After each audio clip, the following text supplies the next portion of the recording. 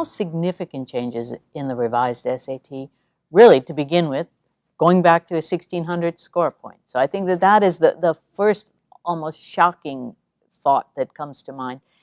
And what that means is that the writing section, which is what brought the score to 2400, is now going to be optional.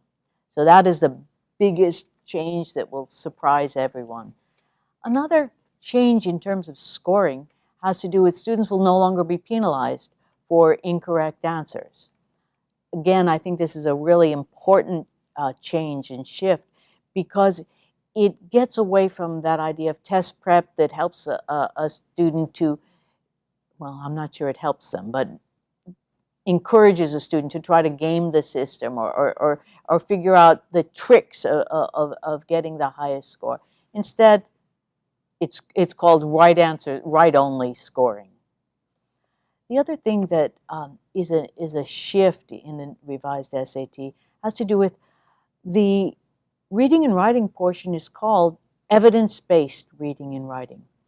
And so the way questions are going to be asked will require students to go back into a passage and cite evidence to support their answer. This is, again, a very large shift in what we've seen before. Another shift has to do with moving away from those famous SAT words, words that no one has ever heard of, and instead asking students questions about words, words that appear in the passages they're being asked to read, that might have multiple meanings, might have one meaning in common discourse and another more academic meaning, and focusing more on words that have multiple uses across many, many different disciplines. Speaking of the disciplines, the texts themselves, the passages that students are going to be asked to read, will be discipline-based.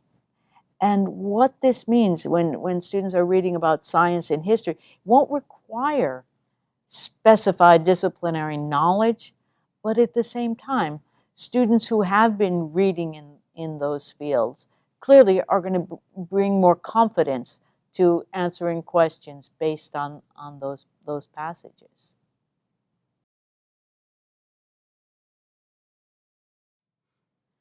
One of the reasons the writing section is being made optional is that many students were being asked to take a test that was longer and more expensive, and then their college wasn't using those scores at all, either for admissions or for placement.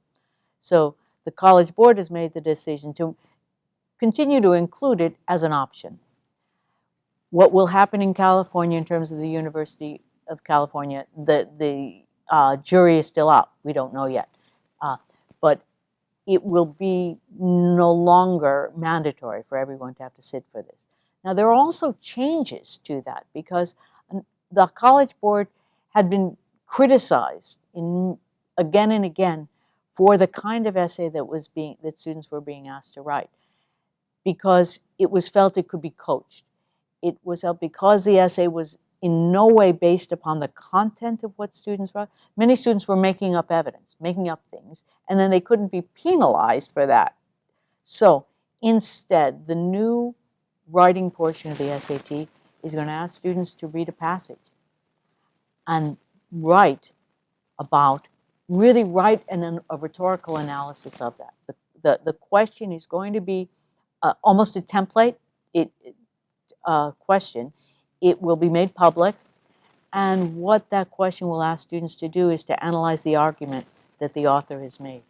Not to respond whether they agree or disagree with the point the author is making, but instead to deconstruct his argument. How does he make it? How does he support his evidence? How does he assert his claim?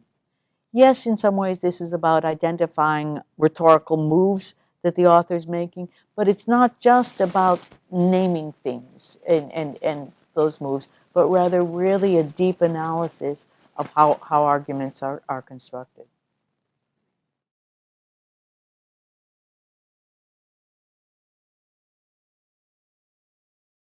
I'm really excited about the fact that the College Board is partnering with the Khan Academy to provide free, open access to support for SAT preparation.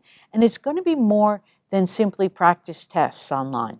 That's one level.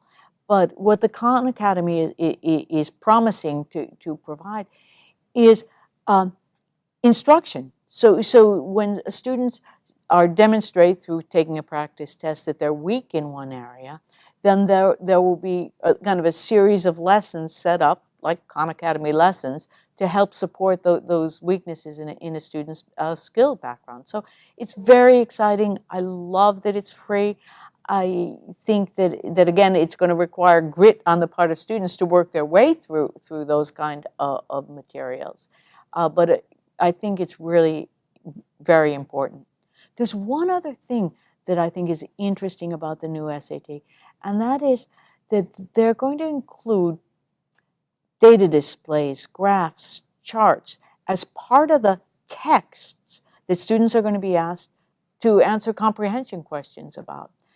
This is a real-world skill. This is something that I think is very much an advance in terms of what it is. What does comprehension really mean in a multimedia world? Another change and advance, I think, in what the texts are going to be chosen is that one of the texts that students will be asked to read will be either a founding document or part of the grand conversation of worldwide conversation about bigger issues. This again to try to say that the test will reflect and encourage good instruction, best practices, a well-rounded, rich, content-based education that we want for all our kids.